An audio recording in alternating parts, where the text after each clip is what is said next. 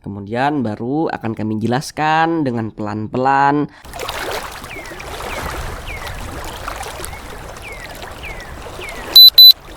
Assalamualaikum warahmatullahi wabarakatuh. Semoga saudara semuanya yang ada di rumah senantiasa dalam keadaan sehat dan bahagia selalu. Amin ya rabbal alamin. Baiklah saudara semuanya, kita kali ini akan kembali lagi belajar ngaji Al-Quran, belajar tajwid. Di sini kami akan bantu saudara semuanya yang bacaannya belum lancar hingga bacaannya lancar. Kemudian juga kita akan bantu saudara semuanya dalam memperbaiki bacaan Al-Qur'annya. Jadi jangan pernah bosan dalam mempelajari Al-Qur'an. Dan di sini kita akan bahas satu ayat saja. Jadi satu ayat nanti kami bacakan, kemudian kita bahas panjang pendeknya, hukum tajwidnya. Kenapa hanya satu ayat? Untuk memudahkan saudara semuanya agar cepat bisa dan cepat paham. Tanpa perlu berlama-lama, langsung saja kita ke Al-Qur'annya. Baiklah, di depan kita ini sudah ada Al-Qur'an. Jadi kami akan bacakan terlebih dahulu, yakni pada surah Al-Baqarah ayat 9. Kemudian baru akan kami jelaskan dengan pelan-pelan tentang panjang pendeknya dan juga tentang hukum tajwidnya. Bismillahirrahmanirrahim.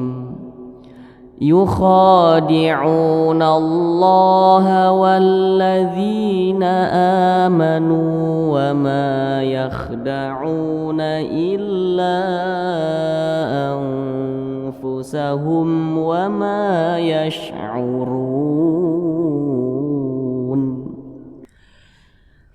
Baik, sebelum kami jelaskan, di sini kami sangat menyarankan untuk saudara semuanya kiranya sambil juga membuka Al-Qur'an di rumah. Karena di sini kami menggunakan Al-Qur'an cetakan Arab Saudi. Jadi Al-Qur'an cetakan Arab Saudi ini dia agak sedikit berbeda dari segi penulisannya dengan Al-Qur'an terbitan di Indonesia. Sengaja kami menggunakan Al-Qur'an yang berbeda. Harapannya semoga saudara semua mahir dalam membaca Al-Qur'an terbitan Indonesia dan juga nantinya mahir dalam membaca Al-Qur'an terbitan Arab Saudi. Jadinya tidak kebingungan ketika membuka Al-Qur'an terbitan Arab Saudi, karena Al-Qur'an semacam ini yang paling banyak beredar di seluruh dunia, saudara semua. Di Indonesia juga banyak Al-Qur'an terbitan Arab Saudi ini yang beredar. Jadi dia dari segi penulisannya agak sedikit berbeda, namun tidak ada yang salah ya. Jadi tidak ada yang salah. Perbedaan itu terjadi pun karena ada riwayatnya juga seperti itu. Jadi tidak ngasal saja gitu. Baik, di sini akan kita jelaskan dulu dengan sangat pelan-pelan, yakni mengenai madnya atau mengenai tanda panjangnya. Yang pertama perhatikan di huruf kha, di sini ada alif kecil ke atas ya.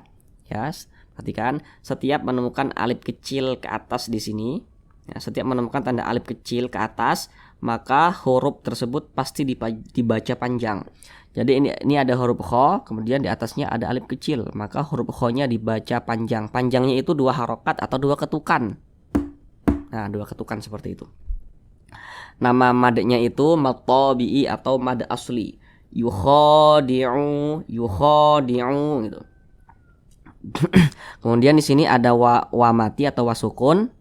Tanda sukun atau tanda mati itu seperti ini, perhatikan nih, tanda kursor kami atau tanda panah kami, perhatikan.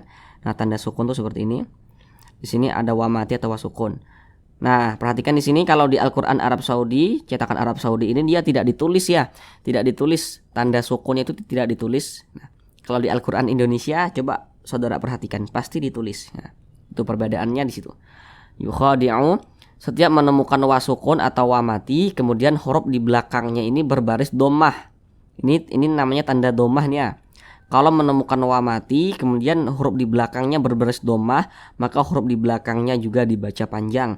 Namanya juga mad tabi'i atau mad asli, panjangnya juga 2 harokat. Yukhadi'u nallah, jangan dipanjangkan nian, jangan pula dibaca yukhadi'unallah. Nah, itu salah ya, kurang tepat saudara. Jadi cukup 2 ketukan saja. Nah, yukhadi'u. Nah, seperti itu. Kemudian di sini pada kalimat Allah, pada kata Allah di sini, kalau di Al-Qur'an Arab Saudi ini dia tidak ditulis tanda panjangnya nih. Kalau di Al-Qur'an Indonesia pasti ditulis tanda panjang seperti ini, seperti alif berdiri ke atas. Perhatikan coba di Al-Qur'an Indonesia, cetakan Indonesia ya, Al-Qur'an cetakan Indonesia. Nah, pasti ditulis ada alif kecil ke atas. Nah, itu namanya juga mad tabi'i, dibaca panjang juga 2 ketukan. Yukhadi'unallaha walladzi nallaha, dipanjangkan 2 ketukan, nallaha walladzi. Nah, seperti itu. Kemudian pada bacaan Allah ini, ingat setiap menemukan kata Allah kemudian huruf di belakangnya berbaris fathah atau berbaris dhammah seperti ini gitu ya. Setiap menemukan kata Allah, kami ulang, setiap menemukan kata Allah kemudian huruf di belakangnya ini berbaris fathah atau berbaris dhammah seperti ini, maka cara baca Allahnya itu dibaca tebal atau dibaca tafkhim. Jangan dibaca tipis tapi dibaca tebal. Maka di sini dibaca nallaha walladzi nallah, dibaca tebal seperti itu. Jangan dibaca nallaha walladzi, jangan dibaca tipis seperti itu ya. Kalau dibaca tipis dia salah. Jangan dibaca nallaha walladzi, itu salah, tapi harus tebal. Nallaha walladzi. Nah, seperti itu. Kemudian kita lanjut ke sini. Di sini ada ya sukun atau ya mati. Nah, di sini kembali lagi huruf ya-nya tidak dikasih tanda sukun ya, tidak dikasih tanda seperti ini nih. Nah, tapi kalau di Al-Qur'an Indonesia, cetakan Indonesia dikasih tanda seperti itu. Nah, di sini ada ya sukun. Apabila menemukan ya sukun, kami ulang, apabila menemukan ya sukun kemudian huruf di belakangnya ini berbaris kasrah atau berbaris ke bawah, maka huruf di belakangnya ini pasti dia dibaca panjang. Panjangnya juga sama 2 ketukan. Walladzina amanu walladzina. Kemudian perhatikan di sini. Kalau di Al-Qur'an Indonesia ada huruf alif, kemudian di atasnya ada baris fathah tapi ditulis dengan tanda alif kecil berdiri. Nah, itu dibaca panjang. Nah, kalau di Al-Qur'an cetakan Arab Saudi ini dia ada huruf hamzah, kemudian di depannya ada huruf alif gitu. Jadi ini sama ini, dibaca panjang juga. Jadi kalau di Al-Qur'an Indonesia, cetakan Indonesia itu dia lebih simpel, lebih mudah untuk kita memahaminya. Nah, seperti itu. Kalau di Al-Qur'an cetakan Arab Saudi seperti ini. Amanu, apabila menemukan alif kemudian di belakangnya berbaris fathah seperti ini, maka ini dibaca panjang. Amanu. Kalau di Al-Qur'an Indonesia dia lebih simpel, cuman dikasih alif kecil ke atas seperti itu. Itu dibaca panjang. Namanya mad badal. Jadi kalau menemukan huruf alif atau huruf hamzah ya yang dipanjangkan ya, itu dinamakan mad badal. Kemudian di sini ada wa sukun atau wa mati, di belakangnya berbaris dhammah. Ini sama seperti ini tadi nih, seperti ini sama dia. Ini wa sukun, ini juga wa sukun, belakangnya berbaris dhammah, ini belakangnya berbaris dhammah. Maka huruf di belakangnya ini dibaca panjang.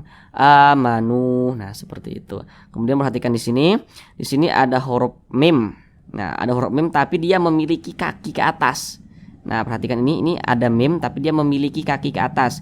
Kalau menemukan huruf yang memiliki kaki ke atas seperti ini, kemudian di belakangnya ini berbaris fathah. Di belakangnya ini berbaris fathah. Perhatikan, di belakangnya ini berbaris fathah atau berbaris ke atas. Samalah seperti ini nih. Ada alif, ini kaki ini namanya alif ya, ini ada alif, berbaris fathah, berbaris fathah. Maka huruf yang berbaris fathah ini dia dibaca panjang, namanya mad tabi'i juga atau mad asli. Wa ma yakhda'u, wa ma yakhda'u. Nah, seperti itu. Kemudian ini juga sama, ada wa mati atau wa sukun, di belakangnya berbaris dhammah, maka huruf di belakangnya dibaca panjang, sama dengan ini tadi. Wa ma yakhda'u. Nah, kemudian perhatikan di sini. Setiap menemukan tanda panjang seperti alis, ini ada nih seperti alis, dia tuh seperti baris tapi bergelombang nih. Nah, ini seperti alis mata dia ya, karena bergelombang. Nah, jadi setiap menemukan tanda baca seperti ini, Setiap menemukan tanda baca seperti alis atau bergelombang seperti ini di dalam Al-Quran pasti dibaca panjang, pasti dibaca panjang tuh. Jadi setiap menemukan tanda baca seperti alis seperti ini pasti dibaca panjang. Ini dibaca panjang. Nah, kalau di Al-Quran Indonesia dia cuman alif kemudian dikasih fathah. Coba saudara perhatikan, alif dikasih fathah. Tapi kalau di Al-Quran cetakan Arab Saudi ini dia dikasih hamzah kecil seperti ini. Dikasih hamzah kecil seperti ini. Nah, ini namanya mad jaiz munfasil. Panjangnya itu boleh 4 ketukan atau 5 ketukan. Nah seperti itu. Dipanjangkan boleh 4 ketukan, boleh 5 ketukan. Ya, boleh 4 harokat, boleh 5 harokat. Mad jaiz munfasil namanya. Kemudian di sini ada huruf ma memiliki kaki sama dengan yang ini tadi. Di belakangnya berbaris fathah, maka ini dibaca panjang. Nah, kemudian perhatikan di sini. Di sini ada wasukun atau wamati, ya. Ada wasukun atau wamati. Kemudian huruf di belakangnya berbaris dhammah, sama dengan seperti ini tadi sudah dijelaskan ya. Seperti ini tadi sama sudah kami jelaskan tadi, seperti ini sudah kami jelaskan tadi. Ini sama juga. Nah, ini. Nah, ini juga dibaca panjang. Ru-nya dibaca panjang. Ada wasukun di belakangnya berbaris dhammah, maka huruf yang berbaris dhammah ini dibaca panjang. Namun karena ini setelah wasukun di belakangnya berbaris dhammah, kemudian di sininya nih di depan wasukunnya ini ada huruf yang disukunkan. Nah, jadi karena dia berhenti atau waqaf ya, maka nun ini disukunkan. Karena nun ini kan dia tidak dibaca panjang. Jadi kalau misalkan saudara semua berhenti membaca Al-Quran, tapi di tempat berhentinya itu hurufnya tidak memiliki tanda panjang. Jadi kalau misalkan saudara membaca Al-Quran, kemudian berhenti atau waqaf, kemudian pas berhenti itu huruf di akhirnya itu tidak memiliki tanda panjang. Nah, seperti huruf nun ini tidak memiliki tanda panjang kan, maka hurufnya itu harus disukunkan. Karena ini mat tabi'i, ini kan mat tabi'i tadi namanya, berjumpa dengan huruf yang disukunkan, maka ini menjadilah mat arid li sukun. Panjangnya ini boleh 2 harokat, boleh 4 harokat hingga 6 harokat panjangnya. Wa ma yash'urun. Jadi ketika saudara ingin membaca wa ma yash'urun, nah 2 harokat atau 2 ketukan saja boleh, tapi dipanjangkan juga boleh. Wa ma yash'urun. Nah, panjang hingga 6 ketukan juga boleh. Nah, seperti itu. Nah, kemudian kita bahas tentang hukum tajwidnya. Hukum tajwidnya di sini ada non sukun berjumpa huruf fa. Ya, ini ada non sukun nih, non mati nih. Nah, ini ya, berjumpa huruf fa. Ini tanda matinya tidak ditulis ya kalau di Al-Qur'an cetakan Arab Saudi. Tapi kalau di cetakan Indonesia itu ditulis. Nah, makanya sambil ngebuka supaya bisa keduanya dan tidak bisa mahir keduanya. Jadi bisa mahir membaca cetakan Arab Saudi, bisa mahir Al-Quran cetakan Indonesia begitu. Maka ini bacanya itu didengungkan itu suaranya itu ditahan, dipanjangkan kira-kira 2 harokat juga. Anfusahum. Jadi disamarkan ya, ikhfa itu artinya menyamarkan. Jangan dibaca anfusahum, jangan, itu kurang tepat. Tapi disamarkan anfusahum. Ini namanya ikhfa hakiki. Nah, jadi kalau nun mati atau tanwin, ketika dia berjumpa dengan huruf izhar itu ada 6. Silakan perhatikan di sini. Kemudian ada huruf idgham bila gunnah itu ada 2. Perhatikan di sini hurufnya apa saja. Nah, kemudian berjumpa dengan kalimat dunya bunya sinwa kinwa. Nah, itu juga tidak didengungkan. Tapi selain itu maka didengungkan. Ini nun mati. Tadi dia tidak berjumpa dengan huruf izhar kan? Tadi huruf izhar ada 6. Huruf fa ini bukan huruf izhar kan? Huruf fa ini juga bukan huruf idgham bila gunnah, bukan juga kan? Nah, bukan kan? Nah, maka nun mati bertemu huruf fa ini bacanya didengungkan. Anfusahum.